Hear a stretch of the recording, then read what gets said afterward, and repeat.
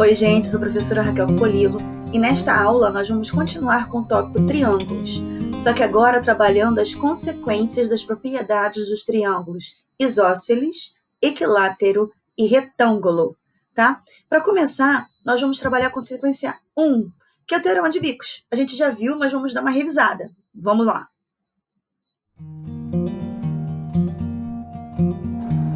Uma consequência é, se a gente tiver duas paralelas e uma poligonal aqui, ó, um vértice nesse caso, o que a gente tem?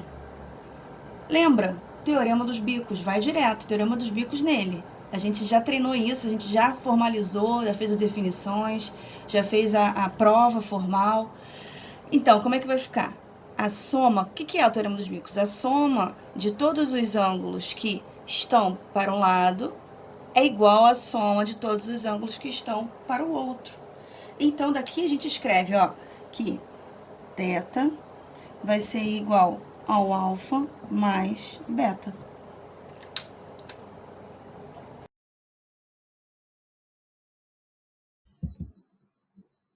Além dessa consequência, nós temos mais uma, que é trabalhada com ângulos em quadriláteros.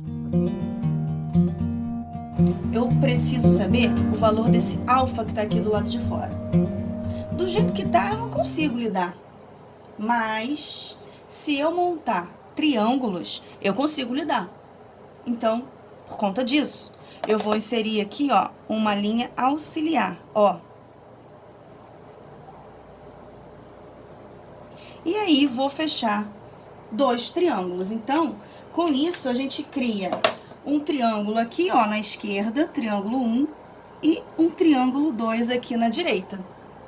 Agora, a gente consegue chegar devagar.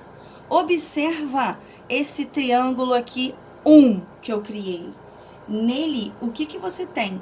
Que esse ângulo aqui, ó, olha esse ângulo aqui, ó. Novo. Ele é externo a esse triângulo. Por quê?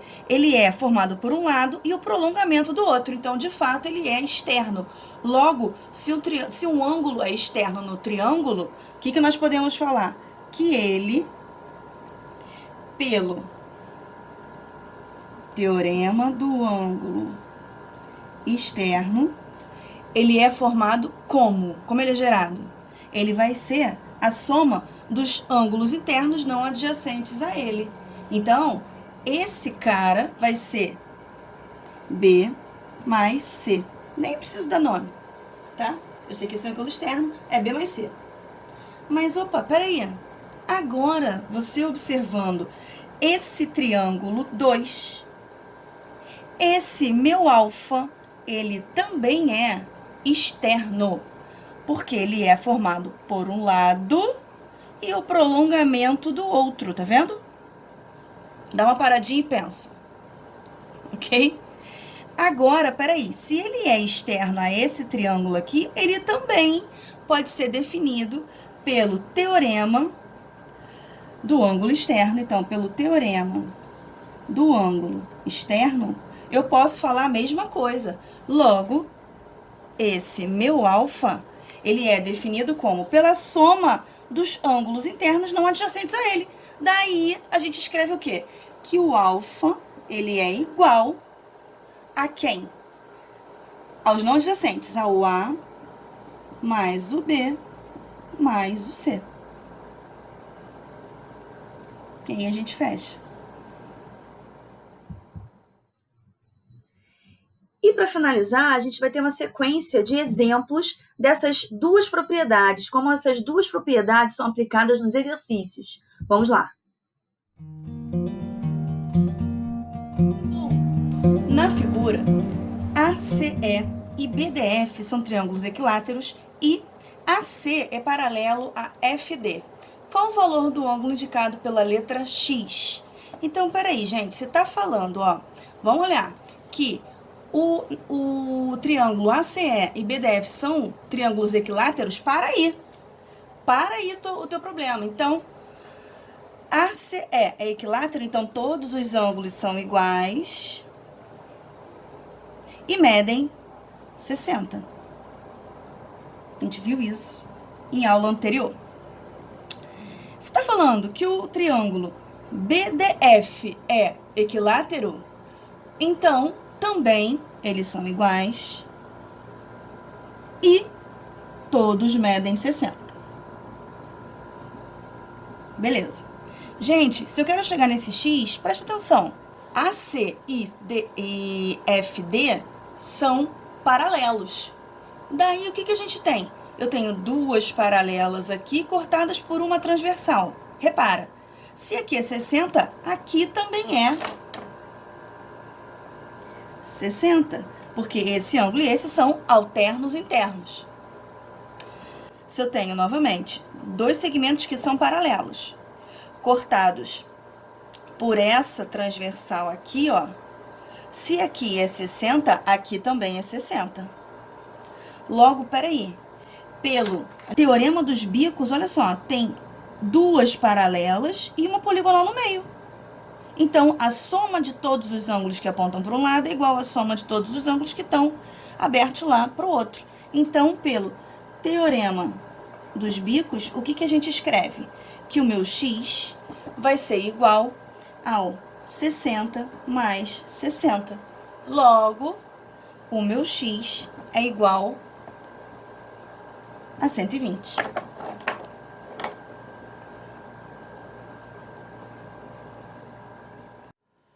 Neste exemplo, a gente tem, ó, em cada figura abaixo, determine a medida do ângulo x. Então, dentre as figuras, a gente vai escolher essa. Repara, se a gente tem que determinar o valor do ângulo x, do jeito que está, a gente não consegue. Mas, se a gente utilizar aquela consequência do quadrilátero, a gente vai direto. Então, o que a gente tem? Que o 158, ele vai ser igual à soma dos ângulos aqui internos desse quadrilátero, tá? Desses três aqui, ok? Então, vai ficar x mais 38 mais 67. Daí, o meu 158 graus vai ser igual a x mais 105 graus. Então, o meu x vai ser igual a 158 graus menos 105 graus. Portanto, o meu x vai ser igual a 53 graus.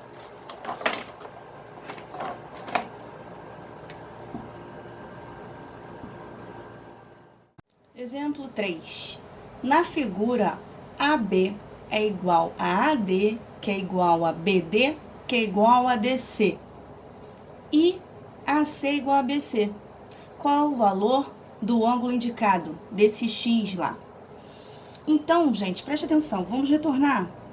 Tá falando na questão, ó, na figura, AB é igual a AD. Então, ó, AB tem a mesma medida que o AD, mesma medida, que tem a mesma medida que o BD, que tem a mesma medida que o DC, DC. Então, a partir daí, você analisa, peraí, se esses três lados têm a mesma medida, este triângulo é equilátero. Logo, todos os ângulos aqui são iguais e medem 60 graus. Beleza. Seguindo. Olha só. Olha para esse triângulo aqui. Tá falando que esse lado tem a mesma medida que esse. Logo, esse triângulo aqui, ele é isósceles. Então, se aqui é x, a medida que eu encontrar aqui vai ser igual à medida aqui do outro ângulo da base. Eu não sei qual é, vou colocar y. Pronto. Observa esse outro triângulo aqui de cima. Caramba, são as mesmas medidas. O lado DC é igual ao lado DA. Então, ele também é isósceles. Mas, espera aí. Esse triângulo aqui vai ser igualzinho a esse. Tá? Então, se eu falei que aqui é y, esse outro ângulo também é y. Aqui também é y, ok? Por quê? Tá falando, ó, que o AC, ele é igual a BC. Então, tudo aqui, esses ângulos internos aqui são iguais. Se eu falei que aqui é 60 e aqui é y, gente, se aqui é 60, aqui também vai ser y, ok? Agora, vamos seguir. Gente, Assim eu fico travada. Mas se eu olhar só esse quadrilátero aqui que eu tenho, ó, esse quadrilátero aqui, ó, que eu tô destacando para vocês, ó, esse quadrilátero aqui que eu tô forçando, repara, opa, esse ângulo 60 é aquele alfa, né? Então, o que a gente pode falar? Usando a ideia do quadrilátero,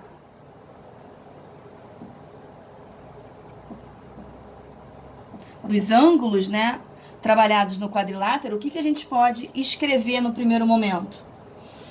Que o meu 60, ele vai ser igual a todos esses ângulos aqui somados, ao y mais 2y mais y. Então, 4y igual a 60, meu y é igual a 15. 15 graus. Guarda. Poxa, peraí. Se aqui é 15, aqui também é 15. E num triângulo qualquer, a soma dos ângulos internos tem que ser 60, tem que ser 180, não é? Então, vamos lá. Utilizando a noção da soma dos ângulos internos, né? Ser 180, nós temos que nesse triângulo aqui, a gente tem que o x mais o y, que é 15, então, mais 15 tem que ser obrigatoriamente igual a 180. Então, x igual a 180 menos, balanceando, 30. Então, o teu x fica sendo igual a 150.